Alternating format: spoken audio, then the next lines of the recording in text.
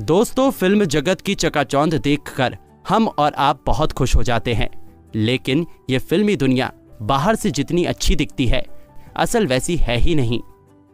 यहाँ पर बहुत कलाकार अपनी किस्मत आजमाने आते हैं। उनमें से कुछ लोगों की किस्मत चमकती है और कुछ लोगों की नहीं। 80 के दशक में ऐसे ही एक कलाकार अपनी किस्मत आजमाने फिल्म जगत में आया, जो दिखने में बेहद ही खूबसूरत और एक्टिंग में पारंगत था। उसने अपनी एक्टिंग के दम पर फिल्म जगत में नाम तो कमाया, लेकिन समय के साथ वो राजनीति का शिकार हो गया। जी हाँ दोस्तों, हम बात कर रहे हैं फिल्म यादों की बारात से मशहूर हुए एक्टर विजय अरोड़ा की, जिन्होंने रामानंद सागर की टेलीविजन धारावाहिक रामायण में मेघनाथ का किरदार निभाया और लोगों की जुबान पर छा गए। लेकिन उनकी जिंदगी आसान नहीं थी। उन्होंने अपने अंदर काफी दर्द छुपा कर रखा था। इतने अच्छे एक्टिंग के बाद भी उनका फिल्मी करियर बर्बाद हो गया। एक समय ऐसा था कि विजय अरोड़ा राजेश खन्ना जैसी ख्याति पा गए थे, लेकिन उनके जीवन में एक समय ऐसा भी आया जिसकी उन्होंने कभी कल्पना नहीं की होगी। आज हम ये वीडियो लेकर आए हैं जिसमें हम आपको उनकी प्रारंभिक जीवन, निजी जीवन, करियर और उनके आज के जीवन से जुड़ी तमाम जानकारी आप तक पहुंचाएंगे। तो जानने के लिए सिर्फ आपको हमारी वीडियो के अंत तक बने रहना है। बात करें उनके प्रारंभिक जीवन की, तो विजय अरोड़ा का जन्म 27 सितंबर 1944 को ब्रिटिश भारत के कच्छ राज्य में एक मिडिल क्लास परिवार में हुआ था। जबरदस्त लुक के साथ साथ वह एक्टिंग में भी काफी दिलचस्पी रखते थे और अपनी किस्मत आजमाने के लिए वो माया नगरी कहे जाने वाले शहर मुंबई में आ गए। वे दिखने में तो बेहद खूबसूरत थे, लेकिन उनको कहीं भी काम नहीं मिला। अपने एक इंटरव्यू के दौरान उन्होंने बताया था कि जब मैंने फिल्मों में आने का फैसला किया तो मैंने हर एक स्टूडियो का एक एक चक्कर लगाया। फिर मैं उनका इंतजार करने बैठ गया, लेकिन कोई नहीं आया। मुझे सुझाव दिया गया था कि पहले मैं खुद को पेशे के लिए तैयार करूं, इसलिए मैं फिल्म संस्थान गया और 2 साल के लिए कड़ी मेहनत की, स्वर्ण पदक लिया और फिर स्नातक होने के पहले ही साइन अप कर लिया। उन्होंने 1972 में रीना रॉय के साथ फिल्म जरूरत से अपनी फिल्मी करियर की शुरुआत की। उसके बाद उन्होंने उसी साल फिल्म अभिनेत्री आशा पारिक के साथ लगातार 2 फिल्मों में काम किया, जिसमें पहली फिल्म राखी और दूसरी हथकड़ी थी। अभी तक विजय को कुछ खास प्रसिद्धि नहीं मिली थी और इन तीनों फिल्मों से वो दर्शकों के बीच उतना लोकप्रिय नहीं हुए थे जितना कि दूसरे अभिनेता थे। उस समय सिर्फ 2 ही एक्टर ऐसे थे जिनकी अदाकारी को लोग बहुत पसंद करते थे, जिनमें से पहला नाम था राजेश खन्ना और दूसरा नाम अमिताभ बच्चन।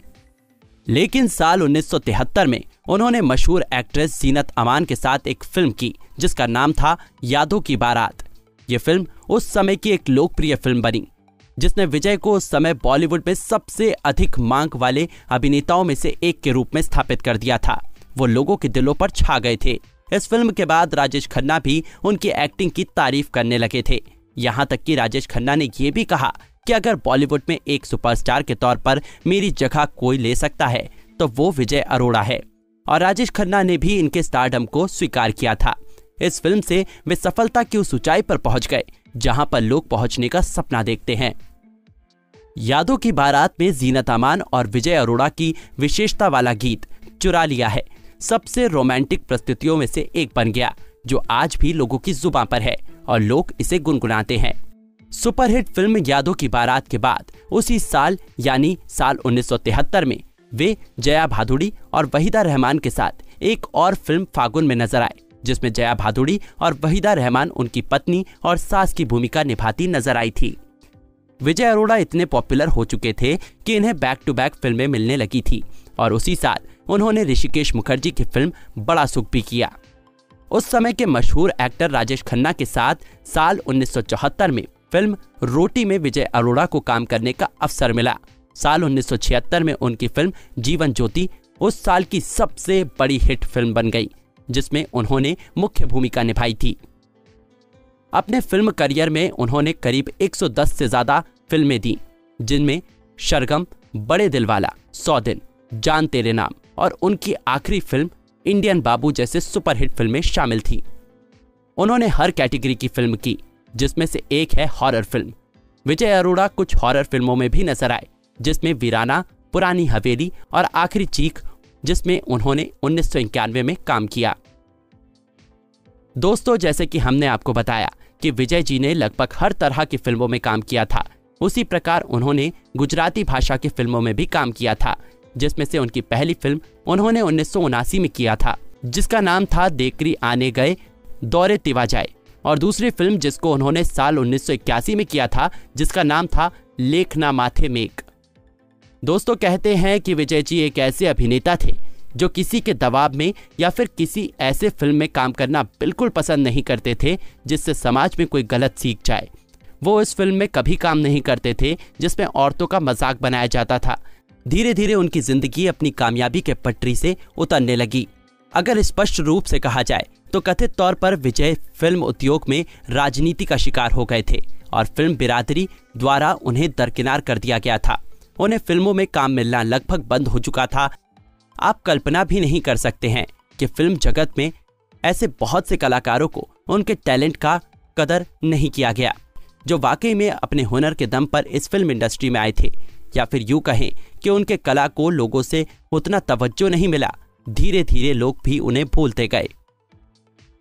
जब उनको काम मिलना बंद हो गया, तब उन्होंने अपनी फैमिली का गुजारा करने के लिए छोटे पर्दे पर काम करना शुरू किया। उनकी एक्टिंग की दूसरी लहर तब आई जब 1987 में रामानंद सागर की एक टीवी सीरियल रामायण में उन्हें मेघनाथ का किरदार निभाने के लिए दिया गया। रामायण में वो मेघनाथ के रूप में दिखाई दिए, जो रावण के पुत्र थे। आपको बता दें कि रामायण में रावण का किरदार अरविंद त्रिपाठी ने निभाया था। अरविंद त्रिपाठी के द्वारा चित्रित मेघनाथ के डायलॉग दर्शकों के बीच काफी लोकप्रिय हुए। इस किरदार से विजय अरोड़ा लोगों के बीच इंद्रजीत के नाम से मशहूर हो गए थे। रामायण के बाद विजय अरोड़ा ने साल 1988 में बेनेगल द्वारा निर्देशित भारत एक खोज समेत कई अन्य टेलीविजन शो किए, जिसमें वे प्रिंस अथवा सम्राट जहांगीर के किरदार में दिखाई दिए। ये तो रही उनके फिल्मी करियर और टेलीविजन करियर की बात।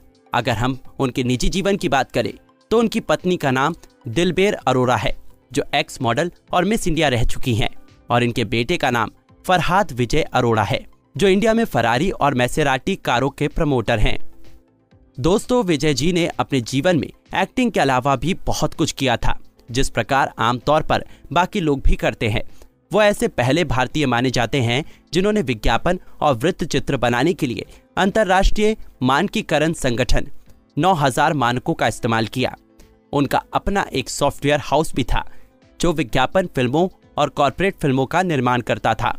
और आपको जानकर आश्चर्य होगा कि वो कई आयतिक उत्पादों जैसे एक्यूपंक्चर मालिश, गैर इलेक्ट्रिक औद्योगिक वेंटिलेटर के प्रमोटर भी थे।